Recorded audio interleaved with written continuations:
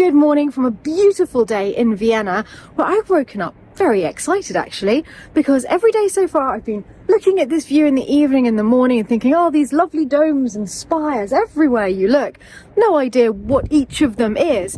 And I've just worked out that the biggest one we can see here just behind me is the Church of St. Charles Borromeo. And those of you who've been watching a lot of the Chateau Diaries will recognise that name as one of the saints in the stained glass windows of the Chapel of St. Joseph at Lalande. St. Charles Borromeo, whom I knew nothing about until we were starting to research all of the saints in the stained glass windows, because obviously with the Adopt a Star campaign, we were finding out who were the saints for each of the different vaults of the chapel. And that's when I first discovered more about him.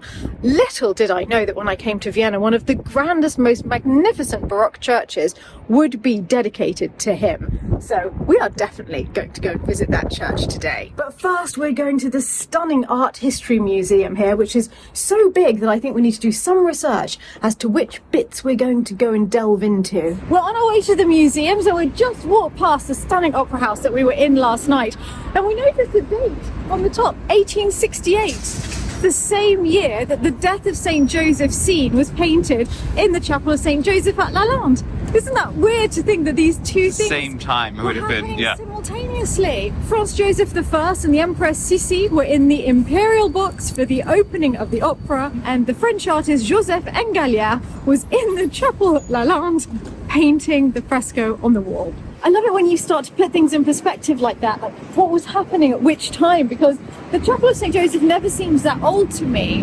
But then I think about who was alive at that period, it just seems like the distant past. It's so strange. We have come to Vienna's spectacular Kunsthistorisches Museum, which just means Art History Museum. It's one of two buildings that were built completely identical, facing each other. One is the Art History Museum and the other is the Natural History Museum. And they were both built in 1871 by the Emperor Franz Joseph I. It feels like a palace. You can't believe this was built just as a museum. It is one of the most jaw-dropping buildings in the world, let alone the art inside. But let's go and have a little look at some of the art anyway. As soon as you arrive, the first thing you see is a vast marble group by my favourite sculptor, Antonio Canova. He was working in the neoclassical tradition actually only at the beginning of the 19th century, so his marbles are actually a little more modern than they seem at first glance. But there is a purity and an elegance to everything that he did. But this has to be one of the most awe-inspiring because of its setting. As soon as you walk into the museum, you look up at this glorious grouping of Theseus defeating the centaur. Theseus looks so imposing with his club raised over his head, about to bring it down onto the centaur. It was actually a sculpture that was commissioned by Napoleon from Canova, and after Napoleon's defeat, it came into the possession of the Austrian emperor. Napoleon wanted it as a symbol of civilization defeating the unruly hordes, base nature, all overruled by law and the new order, represented of course by Theseus. And if you walk up the stairs, make sure you turn back to look at it from the other angle, where you're looking down at Theseus. You get a completely different view of it and you see the centaur much more clearly. But have you noticed how incredibly peaceful it is here? There's just Antoinette, Stephen and Philip standing by this extraordinary masterpiece. It's no surprise to find a full-size portrait of Marie Antoinette here, because she was, of course, the daughter of the Austrian Empress Maria Theresa. Marie Antoinette commissioned this portrait from her favourite portrait painter. Very unusually at the time, she was a woman, Vigée Lebrun, and she sent this to her mother back in Austria, who declared herself delighted with the portrait and who hung it on the walls in her palace here in Vienna, the Hofburg Palace. In this portrait, Marie Antoinette is wearing a robe à l'anglaise, an English-style gown, and that just means that the bodice is fitted to the body all the way around at the back as well, because the French-style gowns hung loose from the shoulders at the back. But I think, amidst all of these ruffles, frills and feathers, the thing that most delights me in this painting is the carpet. Oh my goodness, if only I could find a carpet like that. This lovely portrait is of Elizabeth Harvey, the Marchioness of Bristol, and their family lived in Ickworth Hall, which is a beautiful stately home near where I grew up in Suffolk. And I love her dress, and I'm quite drawn to it because I realise it's fairly similar to the 18th century dress that I made a long time ago, which was pink with white lace. This museum has the world's largest collection of Bruegels, and my aunt is so happy. She loves them. The Tower of Babel is breathtaking. Interesting though the foreground is, it's really when you look at the detail at the back, all of the tiny people working together to build the Tower of Babel, and even the details in the landscape beyond. It's quite extraordinary. And Bruegel's depicted a moment when the building has just gone beyond the level of the clouds. The detail. Oh, it's extraordinary. Oh, we're in the Archimbolde room. So all I can do is think about Maria, who, I don't know if you remember, all of you, but at one of our parties, Maria created an Archimbolde face out of fruit and vegetables as the centerpiece of the table. So Maria, we are thinking of you. That is extraordinarily clever. You see, it's the mouth of the fish. So that's his mouth. So this is water. So water, fire, summer, winter. Oh, it's just so good. It's so cute. Cute little turtle. I like the pearls. But of all the magnificent artworks in this museum, my favourite has to be Susanna Bathing by Tintoretto. This tells the biblical story of Susanna, who is bathing in her own private garden when two men sneak in and make unwanted advances towards her. She completely rejects them, but they lie about it to her husband, and in the ensuing trial she is sentenced to death for adultery and is only saved because Daniel intervenes for her. Tintoretto has chosen the crucial moment in this story where the men are approaching this private retreat. Susanna is so engrossed in her own private moment bathing. I think the mirror that she's looking at shows that introspection even more. She's seeing only herself in that moment. The men are despoiling this perfect private sanctuary, but as you gaze at the painting, you see more and more. They are intruders in this world of stillness. There is a motionless stag in the distance that hasn't been disturbed. The bird above Susanna is completely calm on its branch. The duck is followed by her little ducklings. None of the creatures are aware of the turmoil that's about to ensue. But when looking at paintings like this, I also love seeing the objects because it tells us so much about the times in which they were painted. I love the fact that she has this mess of her objects at her feet. It gives us an idea of what a mess might have looked like in the 16th century. There's her jewellery, a hairpin, a comb, even an incense burner, and when you look closely you can see tiny wisps of smoke coming from it. I could sit and stare at this painting for hours, but I have a rendezvous in the museum cafe. You know, I think that sometimes this is as good as the art, the bit in the cafe. I know, we have everything we need. I thought you would enjoy the decor. Absolutely. I wish it had been a slightly more cheerful subject. It's the Pietà. But it's the mother, it's the love of the mother for her son. It's universal. It's love. It's all about love. Wow. Kaiserschmarrn. Oh. Which means the emperor's nonsense. Oh. Because apparently Sissi didn't like it when this was first served. The emperor said, so what's this nonsense that the cook served you? And he loved it so much that it became the emperor's nonsense. It's a little story. And you have the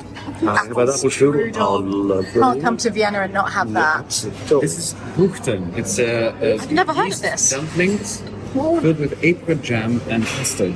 I'm going to enjoy this very much. This was hot chocolate with rum and whipped cream, and we're all saying it's been a bit of a revelation. Why don't we have our hot chocolate with rum more often? Evaporation.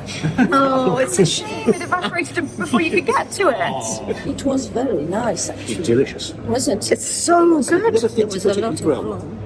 There was a lot of rum, and then Tonton Stephen just went, oh, it's nice, it's not overwhelming, just a little hint of rum. And you were not the chocolate. And I don't know what we love more, the hot chocolate or the cafe itself. Cafe itself. Do you know, I've always said the V&A is so spectacular, but then you come here and then you think, no, this is what spectacular is. I love the V&A, but this is also... Me too. In a way, I prefer visiting the V&A because there are more decorative arts, Right. whereas there's far more paintings. That is true. here. I love the way the V&A is structured as well. And it has the costumes But I and think jewellery. the decoration also... Oh my goodness, this building. This building! Stunning. It's wonderful. Where are we off to now? Well, we're going to go look at an auction. Auction house. Auction house. I'm loving your plan, the three of you. Vienna is a city of art, antiques, palaces, extraordinary architecture, music. It's one of the most richly cultural cities that you can visit in the world. But of course, with this lot, it's going to be antiques nearly every day. We've all stopped to look in the window of a shop that is sadly closed but sells petit point.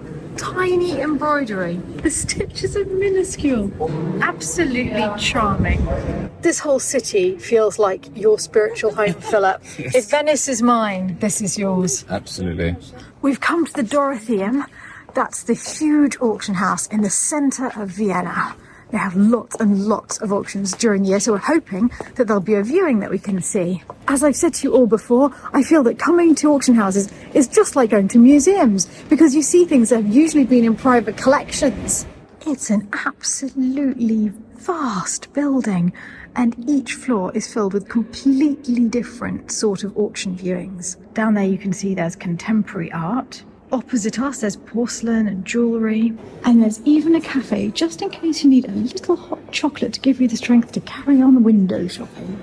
And on the floor below, they have wonderful furniture and old masters. So we're just going to go and have a look around at everything.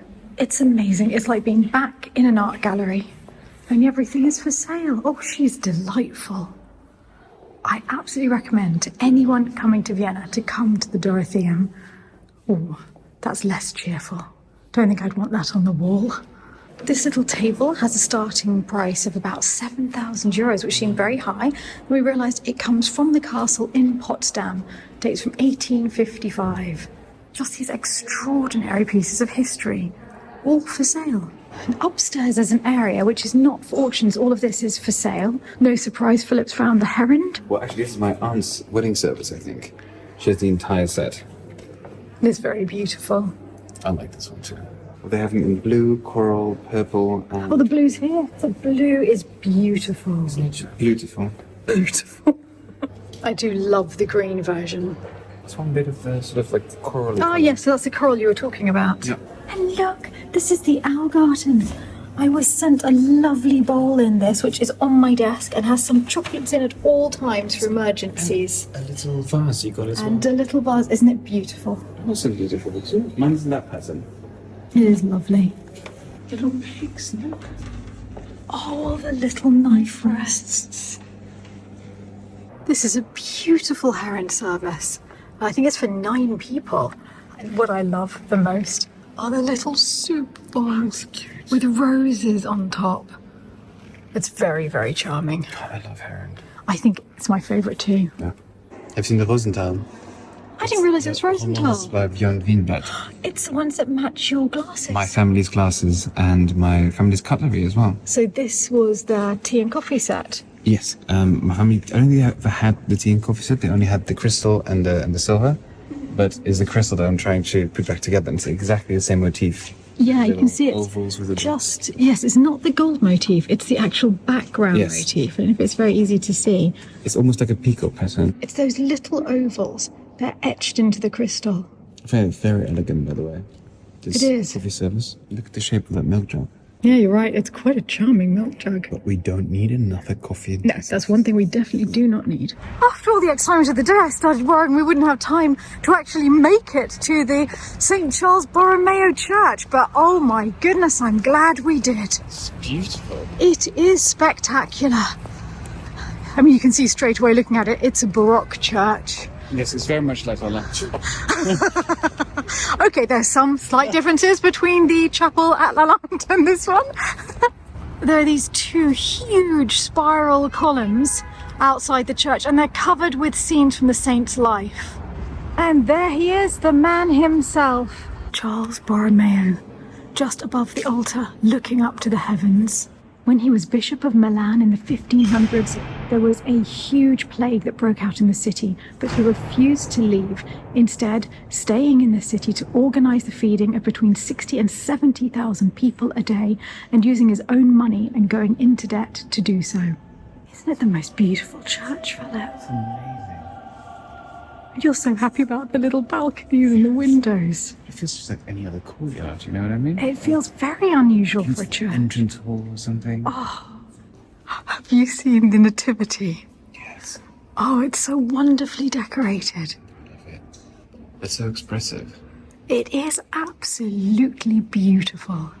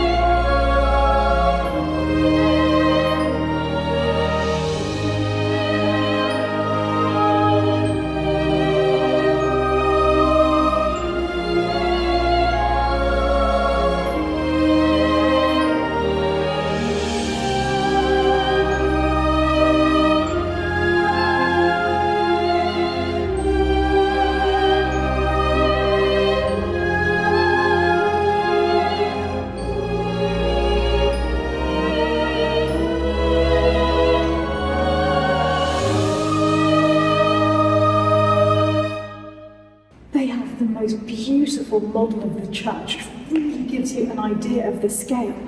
And it's probably because Charles Borromeo was so helpful and kind during the plague in Milan that this church honoured him, because in 1713 Vienna was ravaged by the plague and the Emperor Charles VI decided to build a church in honour of St. Charles Borromeo. The foundation stone was laid in 1716. It opens up. Yes. There's another button here, Philip.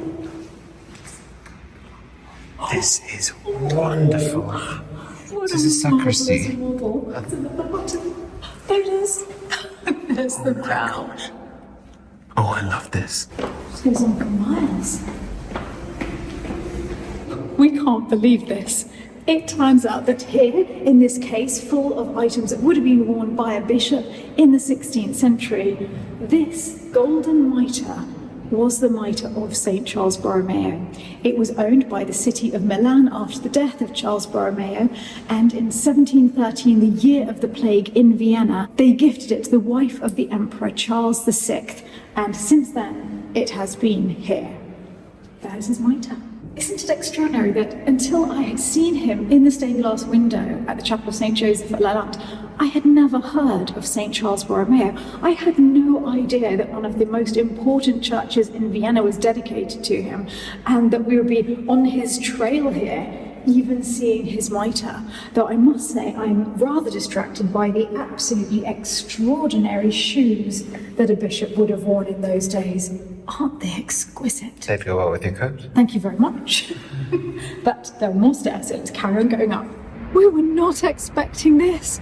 We have the most beautiful view over Vienna, but I think an even more beautiful view of this church itself. We spent so long inside that it was dark by the time we got up here, and we better rush back to the hotel to meet my aunt and uncle for this evening, because they'd gone back to the hotel just before we came to the church. I'm so happy to be able to share this discovery with all of you who adopted stars in the constellation of St. Charles Borromeo at Lalande.